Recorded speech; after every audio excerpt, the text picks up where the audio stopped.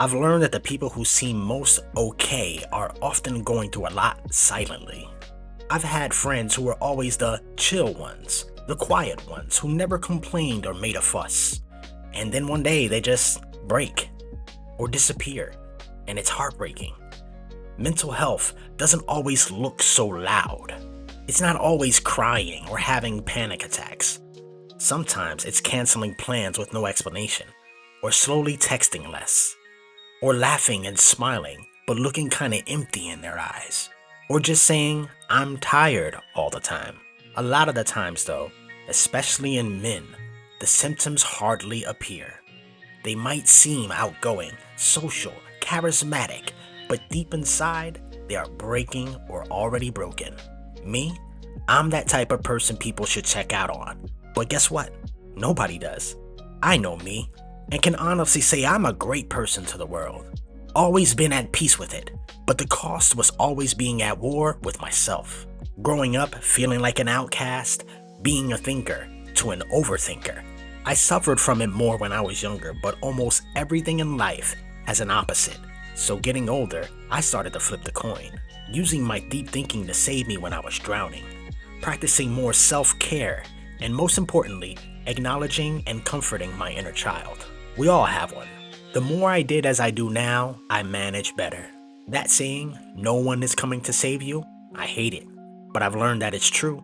I realized life is nothing but highs and lows, mountain peaks and valleys. Your mountains are you at your best times, doing the best things, being the happiest. But there's always a higher mountain to reach, such as your goals or elevation. And in order to reach that next mountain, you have to walk through a valley. And the higher the mountain, the harder the valley is sometimes. A shadowy valley, walking, alone, no friends, no family, just you, for the most part. In your valley, you'll be tested, in danger, scared, anxious about everything, but you will get through it. The catch is, you can't leave how you came in. Once you're out though, there's your mountain, the sun, life, everything.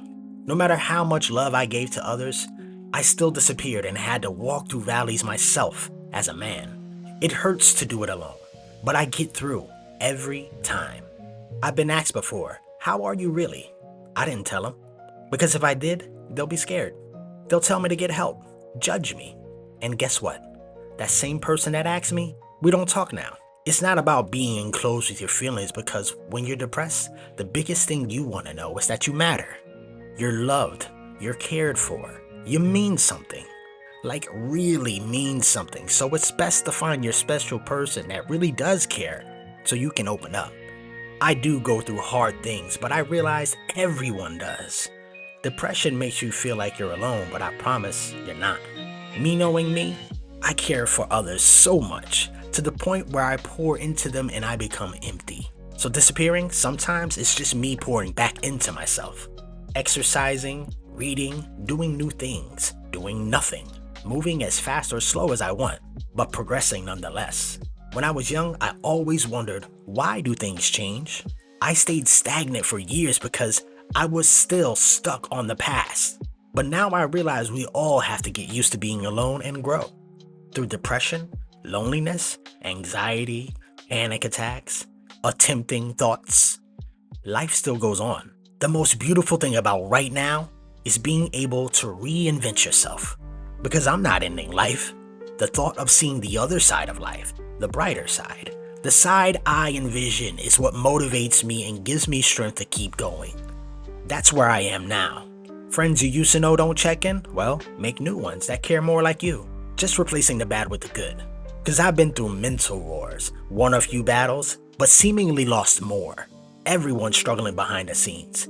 Everyone wears a mask to some extent. Everything you want from others, you've got to be that for yourself.